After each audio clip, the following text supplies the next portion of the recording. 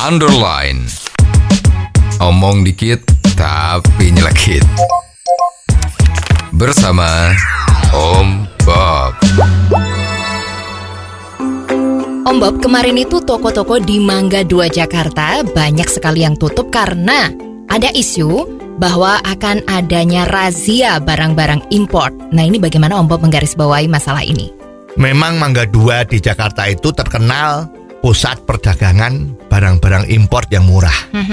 Nah, memang kalau namanya razia itu biasanya ada kesempatan di dalam kesempitan.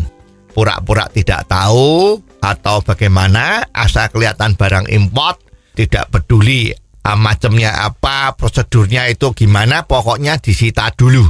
Kalau sudah disita dulu, ditumpuk dulu, lah baru setelah itu baru diselesaikan dengan cara-cara yang mungkin tidak kita ketahui. Namun, rahasia barang import ini memang susah. Artinya, kita harus prihatin kalau ini terjadi. Satu, sekarang ekonomi lagi susah. Para pedagang itu, dia harus menjual barang-barang yang laku di pasar. Nah, kalau barang-barang yang laku di pasar itu hanya barang-barang import, atau katakanlah kebanyakan barang import, ya mesti dia akan jual barang import kan? Iya.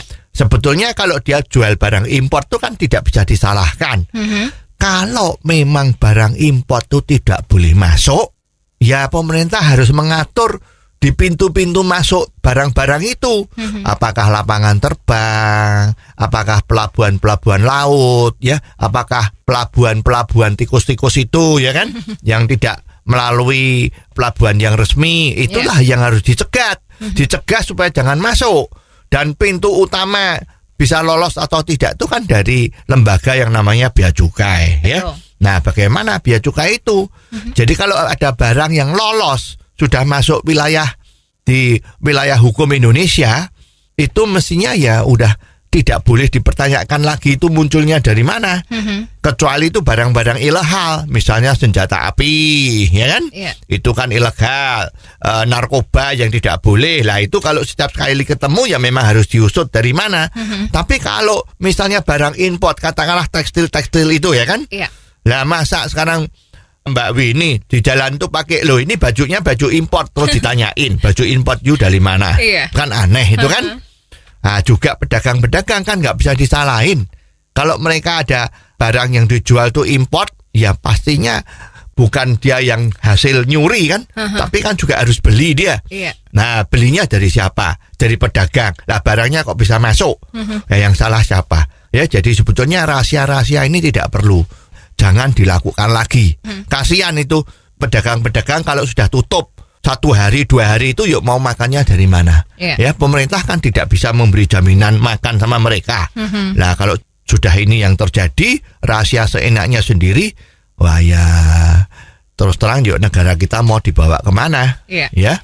Terus gimana nih Om Bob kalau tentang razia standar nasional Indonesia? Ya sama saja.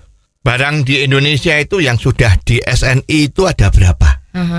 Belum banyak, paling tidak lebih dari 20%. Kalau sekarang barang-barang yang non SNI di razia tidak boleh jualan, lah bisa dibayangin nggak? Indonesia akan geger semua, mau beli barang nggak ada semua. Ya, itu kan banyak sekali tuh. Ya, jadi jangan coba-coba melakukan rahasia SNI. Ini bahaya yang sangat besar akan muncul ya. Nanti semua barang-barang di Indonesia itu nggak ada lagi dan orang kalau mau butuh barang adanya pasaran gelap. Dan ini menimbulkan situasi kekacauan ekonomi yang berdampak lebih besar. Jadi rahasia SNI, rahasia barang import, rahasia makanan minuman import, wah itu lebih baik sementara ini jangan dilakukan dulu dah ya. Sampai betul-betul semuanya berjalan dengan benar, di atas rel yang benar. Nah itu baru boleh dilakukan.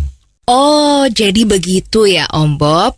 Jelas deh sekarang. Terima kasih Om Bob untuk waktunya. Sampai ketemu lagi di waktu yang akan datang. Untuk kritik dan saran, Anda bisa kirimkan SMS ke 0856 4141 6767. Sekali lagi, 0856 4141 6767. Underline. Omong dikit tapi nyelekit. Bersama Om